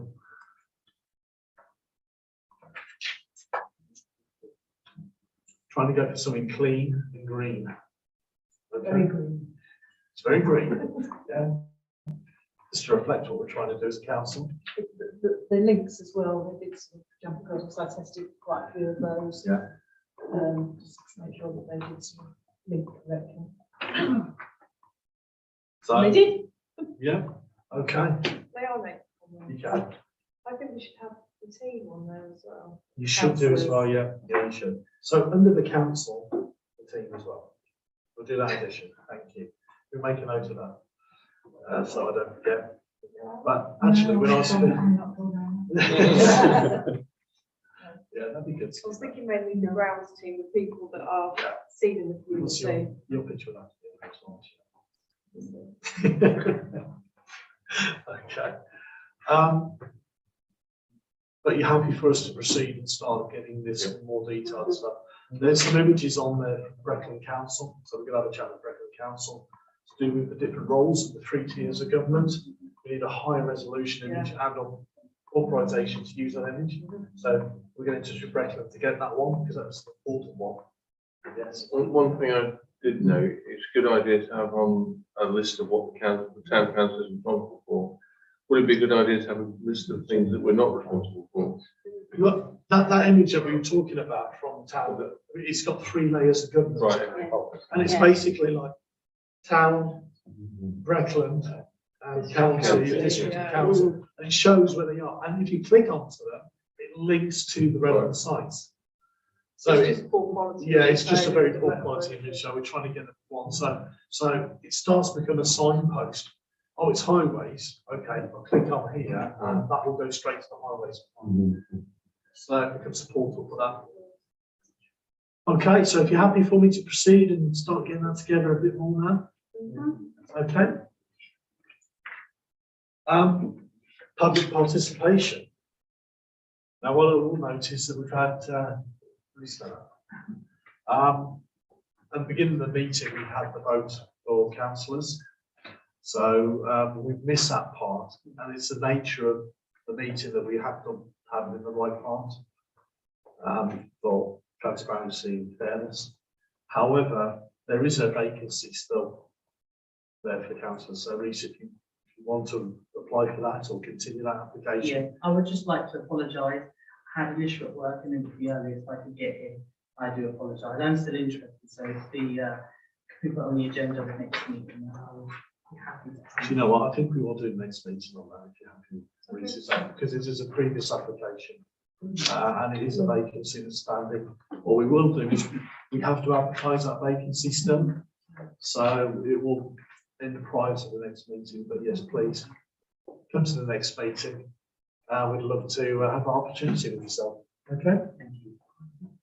Anyone else from the public? Yes. The car park issue, Yes. I don't want to start a big argument about it, I'll get a bit into it. But why can't the businesses be given like a pass or something like that, just so you could trial even? It's a point that we raised as a solution, similar to Councillor Westby's common sense solution that we have to this. When they put the trial parameters together, it becomes a legal document and a legal trial process they have to conform to. They didn't put that as an option within that when they put this together. Had they had the option, they might have exercised it. But because that legal option for a trial ends very shortly, they felt compelled, having obtained the option for trial, to implement it. So we raised that because we found that would be a common sense approach as well. But they're not legally able to do that. So if they fine the businesses for being over, is it just like one parking fine, is it? It's an Or is individual, it a- it's for the individual cars to find. So for example, if the business person was to be fined, couldn't the council fit it? Couldn't they pay it on that trial only? That would be a decision for Brecon Council to make a decision on their discretion. Just, you know, to stop businesses leaving the town? Certainly add it to the notes that we can make with it. Why not? Just a thought. Let's, yeah, make a note. Thank you. That's not, I thought I'd gone through every option I could think of. That's another one. Thank you. Nice to hear a fresh perspective. Thank you. Okay. Anyone else? No. Just two items of business I'd like to raise. I'm trying to finish by 9 o'clock-ish for this part of the meeting anyway. The first is we've got the High Sheriff visiting Attleborough on the 18th. I know that he's expressed a desire to visit the school. I believe Councillor Tyra's been having a discussion on that side. It's with the academy, I'll check. Okay. They are aware of it. There's also expressed a desire to visit a local charity, perhaps a couple of local businesses or so and so forth. Councillors, if you've got any suggestions, we'd very much like to hear from him, as he would like to make use of the time he's got in attack. Can I just clarify, we've got confirmation of the time period, the 1 hour, 2 hours? We have got confirmation for local. It's not more than 3 hours. It's just- It's a morning. Yes. It's about 3 hours. Did you? Yeah. Got them. Is it something like, I think it's something like 5:30 or 1:30, but we'll resend you the email. Resend it. Okay, thank you. But if you can think of that, councillors, let me know, it would help. So we've got something for you to do. The other point is we've got the annual assembly coming up on Monday, the 25th of April. It is a tradition for us to have guest speakers. I'm open to suggestions on that, councillors. I have put some correspondence out there. I haven't tied it up yet. So if you've got somebody you feel would be appropriate. Police, highways, Yeah. Yeah, the problem when you invite individuals like that is, one, they generally don't like to attend because they feel they're coming into an ambush. And we distract from the point of the meeting sometimes, isn't it? And always say that. That's okay. But if you do have any suggestions of anyone local that would be worthwhile for the community, please let me know. I don't know the guy's name, but I suggest the bloke at Brecon who looks after car park. He's probably watching this meeting, to be honest. He's welcome to contact me afterwards. Okay, thanks. Okay, just a couple of points. If I could ask councillors for a little bit of help, and obviously, one to gauge your thoughts on this. Okay. Item 20 is exclusion of press and public, as we've got a matter of sensitivity to discuss at our council. So thank you very much, Brian, but we will propose that we exclude the press and public. If anyone would like to second that, thank you. If anyone would like to second that, Councillor Westby, and the show of hands for approval. For those watching, thank you very much. We hope you've enjoyed it.